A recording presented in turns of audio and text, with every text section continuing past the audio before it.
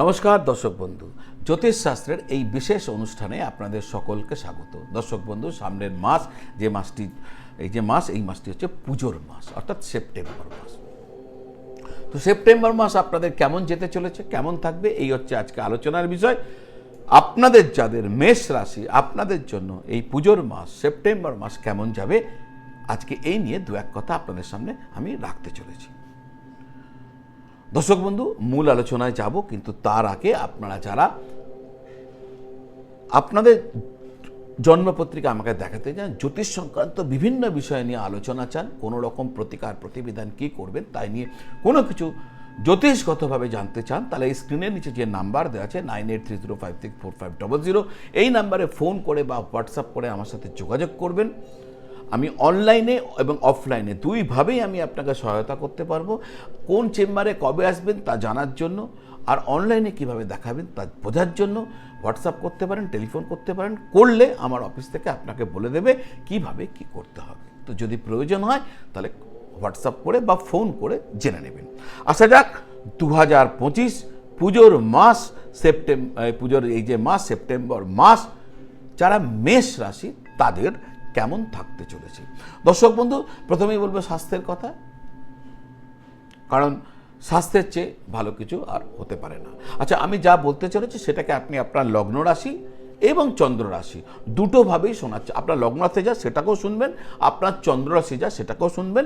তারপর দুটোর মধ্যে একটা সামঞ্জস্য তৈরি করবেন। সেই সামঞ্জস্য অনুযায়ী আপনি এর ফলাফলকে, এর নির্যাসকে বুঝে নেবেন। সেইভাবে বুঝবেন যে হ্যাঁ, এইরকম কিছু হতে চলেছে। আমি একটা ট্রেন্ড আপনাদের সামনে রাখছি। দর্শক বন্ধু, প্রথমেই বলবো স্বাস্থ্যের কথা। দেখুন, এই যে পুরো মাস আপনাকে স্বাস্থ্যের ক্ষেত্রে সতর্ক থাকতে হবে। আপনার লগ্নপতি 6 নম্বর ঘরে থাকছেন, আর 6 নম্বর ঘর হল রোগের ঘর, ঋণের ঘর আর শত্রুর ঘর।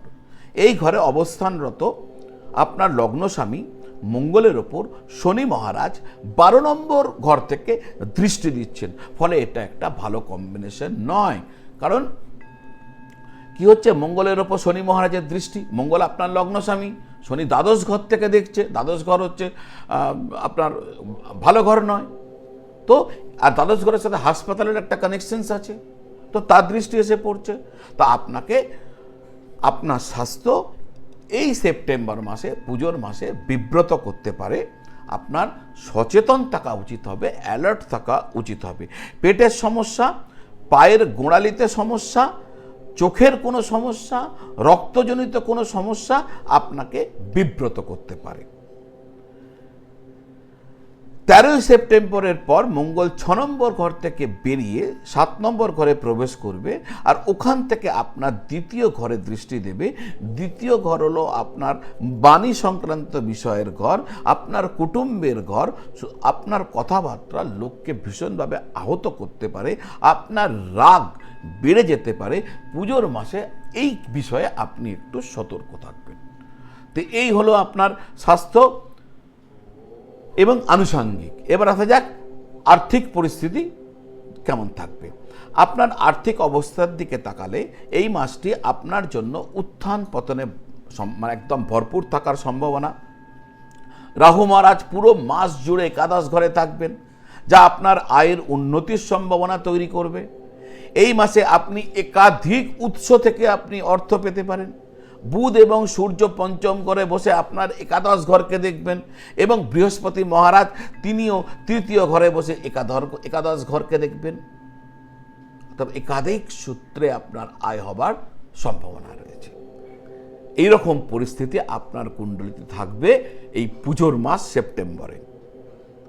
তবে এর পাশাপাশি শনি মহারাজও সারা মাস দ্বাদশ ঘরে বসে আপনার ব্যয়কে বাড়াবার চেষ্টা করবেন। দ্বাদশ ঘরে মঙ্গল মহারাজের দৃষ্টি থাকার কারণে স্বাস্থ্যের কারণেও আপনার অর্থ ব্যয় হতে পারে। মাসের শেষার্ধে বুধ এবং সূর্য 6 নম্বর ঘরে চলে আসবেন, যার কারণে সেই সময় কিছু ব্যয় বৃদ্ধি পাবে। তবে আপনি যদি সরকারি কোনো কানেকশনস আপনার চাইছিলেন কোনো ক্ষেত্রে, কোনো কাজ করার ক্ষেত্রে, তো সরকারি ক্ষেত্র থেকে আপনি সুবিধা পেতে পারেন। একই সাথে শুক্র পঞ্চম ঘরে আসার কারণে এবং একাদশ ঘরে দৃষ্টিপাত করার কারণে আপনার আর্থিক অবস্থা ভালো থাকবে। এই সময় শনিদেবের দৃষ্টি দ্বিতীয় ঘরে থাকার কারণে বিদেশি উৎস থেকে আপনি টাকা পয়সা পেতে পারেন, আপনি লাভবান হতে পারেন। এই হলো আপনার আর্থিক পরিস্থিতি। আসা যাক আপনার কর্মক্ষেত্রে এবং কেরিয়ার। দশম ঘরের অধিপতি শনি মহারাজ পুরো মাস জুড়ে 12 নম্বর ঘরে থাকবেন, যার কারণে কাজের সাথে সাথে দীর্ঘ ভ্রমণ আপনার ক্ষেত্রে হতে পারে। আপনাকে প্রচুর দৌড়াদৌড়ি করতে হতে পারে কাজের কারণে। আপনার ওপর প্রচুর কাজের চাপও এসে পড়বে সেপ্টেম্বর মাস, পুজোর মাসে। সম্ভাব্য ক্ষেত্রে কাজের কারণে বিদেশে যাবার সম্ভাবনাও আছে। যাদের এরকম অপরচুনিটি, যাদের এরকম কাজ রয়েছে, কাজের জন্য বিদেশ যেতে হয়, পুজোর মাসে আপনাকে বিদেশ যেতে হতে পারে। মঙ্গল মহারাজ মাসের শুরুতে 6 নম্বর ঘরে থাকবেন এবং তিনি 13 তারিখে সপ্তম ঘরে আসবেন। এছাড়া শুক্র চতুর্থ স্থানে বসে 15 তারিখ পর্যন্ত দশম ঘরে দৃষ্টি দিতে থাকবেন।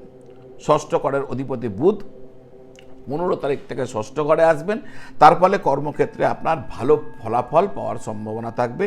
আপনি চাকরিতে একটি অতি শক্তিশালী অবস্থান দেখতে পাবেন এবং আপনার কাজের ক্ষেত্র পদোন্নতি হবার মতন পরিস্থিতি তৈরি হয়ে যেতে পারে। 17 তারিখ সূর্য 6 নম্বর ঘরে আসবেন, ফলে সরকারি কাজ থেকে আপনি সুবিধা পেতে পারেন। সরকারের থেকে যদি কোনো অনুগ্রহ আপনার পাওনা আছে বা পেতে চাইছেন, সেক্ষেত্রে আপনি সহায়তা পেতে পারেন। এবং কর্মক্ষেত্রে এছাড়াও যারা অন্যান্য কর্মক্ষেত্রে কাজ করছেন, কর্মক্ষেত্রে আপনার ঊর্ধ্বতন কর্তৃপক্ষ আপনাকে সাপোর্ট করতে থাকবে এই সমগ্র মাসে। ব্যবসায়ীদের একটু সতর্ক থাকতে হবে। ষষ্ঠ ও দ্বাদশ ঘরের প্রভাবের কারণে ব্যবসায়িক ক্ষেত্রে ব্যয় বৃদ্ধি পেতে পারে। তবে সপ্তম ঘরের অধিপতি হয়ে শুক্র গ্রহের চতুর্থ ঘরে অবস্থান এবং পরবর্তীতে পঞ্চম ঘরে অবস্থান এবং সপ্তম ভাবের বৃহস্পতির পূর্ণ দৃষ্টি থাকার কারণে ব্যবসায়িকভাবে পুজোর মাসে আপনি নিশ্চিত লাভবান হবেন। আপনি যদি আপনার আক্রমণাত্মক মনোভাবকে, অ্যাগ্রেশনকে ব্যবসার ক্ষেত্রে একটু নিয়ন্ত্রণে রাখতে পারেন, তাহলে ব্যবসাতে নিশ্চিত সাফল্য পাবেন। প্রেম বিবাহ মাসের শুরু থেকে সূর্য, বুধ এবং কেতুর একত্রে পঞ্চম ঘরে অবস্থান করবে। আর এই অবস্থান কারণে প্রেমের সম্পর্কের ক্ষেত্রে উত্থান পতন দেখা দিতে পারে। আপনার এবং আপনার প্রিয়জনের মধ্যে বোঝাপড়ার অভাব ঘটতে পারে এবং উত্তেজনা বা সমস্যা এগুলো বৃদ্ধি পেতে পারে। 15 তারিখে বুধ এবং 17 তারিখে সূর্য পঞ্চম ঘর ছেড়ে 6 নম্বর ঘরে চলে যাবার মতন, যখন চলে যাবার যে পরিস্থিতি হবে, সেই সময় যে পরিস্থিতি হবে, সেই পরিস্থিতি তুলনামূলকভাবে আপনার পক্ষে অনুকূল হয়ে যাবে। যদিও কেতু পঞ্চম ঘরে থেকেই যাবে, ফলে আপনাকে সতর্ক থাকতে হবে আপনার প্রেম জীবনকে সন্তুলিত রাখার জন্য। মাসের প্রথম অর্ধে যে সপ্তম ভাবের স্বামী শুক্র চতুর্থ ঘরে থাকবে, সেই কারণে এবং সপ্তম ভাবে বৃহস্পতির পূর্ণ দৃষ্টি থাকার কারণে আপনার দাম্পত্য জীবনের তালমিল একদম বজায় থাকবে, ঠিকঠাক থাকবে। কিন্তু 13 তারিখের পর মঙ্গল যেই সপ্তম ভাবেতে প্রবেশ করবে, তখন থেকে আপনাকে সাবধান হয়ে যেতে হবে। সম্পর্কের মধ্যে উত্তেজনা দেখা দিতে পারে, কথাবার্তাকে নিয়ন্ত্রণ করতে হবে, ব্যবহারকে নিয়ন্ত্রণ করতে হবে, নিজেকে কন্ট্রোল করতে হবে। যদিও খুব বেশি চিন্তা করবেন না, কারণ বৃহস্পতির পূর্ণ দৃষ্টি থাকবে, গুরু নিশ্চিতভাবে আপনাদেরকে রক্ষা করবেন। শুধু আপনাকে নিজেকে কন্ট্রোলে রাখতে হবে। উপায় কি করবেন? আপনাদের কি উপায় আপনাদের জন্য সব থেকে ভালো হতে পারে? আপনাদের উচিত হবে ভালোটাকে আরো বেশি করে পাওয়ার জন্য আর অশুভকে প্রতিহত করার জন্য প্রতিদিন সূর্যকে জল অর্ঘ্য দেওয়া আপনার উচিত হবে। হনুমানজির নিত্য পূজা করা, হনুমান চালিসা পাঠ করা এবং ভগবান বিষ্ণুর যে কোনো মন্ত্র নিয়মিত জপ করা আপনাদের জন্য শ্রেষ্ঠ উপায় হবে। তো দর্শক বন্ধু, আজ এই পর্যন্ত। কন্টেন্ট ভালো লাগলে যারা এখনও চ্যানেলটি সাবস্ক্রাইব করেননি, আমার বিনম্র নিবেদন, চ্যানেলটি সাবস্ক্রাইব করে বেল আইকন প্রেস করে দেবেন। আত্মীয়, বন্ধু, বান্ধব এদের প্রত্যেকের সাথে এই ভিডিও শেয়ার করবেন। এই তথ্য তাদের কাজে লাগতে পারে। আপনারা লাইক করবেন, কমেন্ট করবেন। পুজোতে খুব ভালো করে আনন্দ করুন। আপনারা সকলে খুব ভালো থাকুন, সকলকে ভালো রাখুন। নমঃ শিবায়।